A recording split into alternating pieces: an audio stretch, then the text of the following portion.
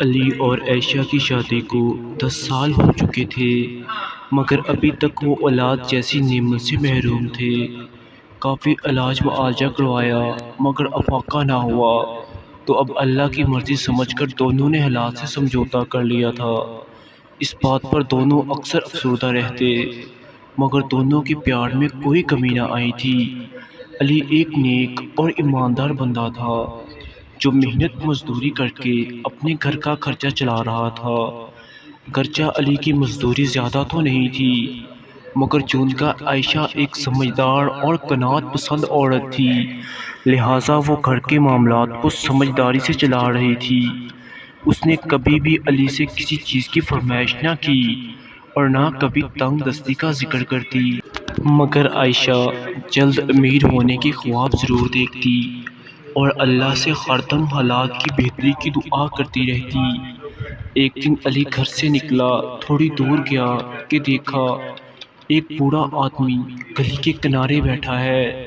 بوڑھے آدمی نے علی کو دیکھ کر پانی مانگا تو علی نے دکان سے پانی میں گلاس بھر کر اس بوڑھے کو پلا دیا۔ بوڑھے آدمی نے پانی پینے کے بعد علی کا شکریہ ادا کیا اور علی کو ڈھیروں دعائیں دیں۔ چند دن بعد جب علی کام سے واپس گھر آ رہا تھا تو راستے میں اسے ایک بیگ ملا۔ پہلے تو وہ اس کو نظر انداز کر کے آگے بڑھنے لگا، مگر پھر وہ فوراً سوچا کہ اب یہ اس کی ذمہ داری ہے کہ مالک تلاش کرے۔ یہ سوچ کر علی نے پہلے تو ادھر ادھر دیکھا، جب کوئی نظر نہ آیا تو بیگ اٹھا کر گھر آ گیا۔ عائشہ نے علی کے ہاتھ میں پکڑے بیگ کو سوالیہ انداز میں دیکھا تو علی نے ساری بات بتا دی۔ عائشہ نے فوراً علی کے ہاتھ سے بیگ پکڑا اور اسے کھول دیا۔ اندر نئے اور پرانے نوٹ ہی نوٹ تھے۔ عائشہ اتنے نوٹ دیکھ کر گھبرا گئی اور جلدی سے بیگ بند کر کے ادھر ادھر دیکھنے لگی کہ کہیں کوئی دیکھ تو نہیں رہا۔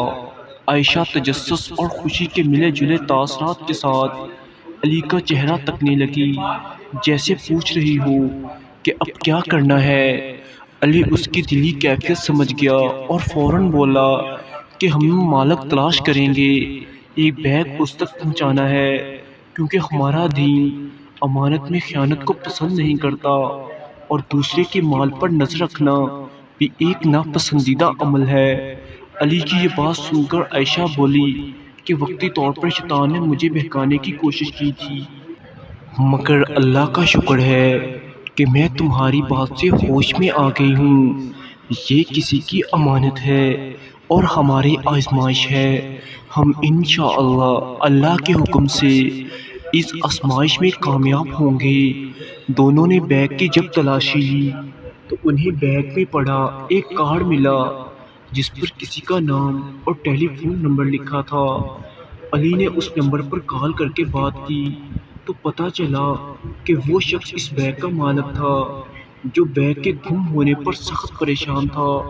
تھوڑی دیر بعد ایک شخص بڑی سی گاڑی میں علی کے گھر پہنچا۔ علی نے اس امیر آدمی کو بیگ پکڑایا اور معصومیت سے بولا، آپ نوٹ گن لیں، ہم نے کچھ نہیں لیا، مجھے آپ پر یقین ہے۔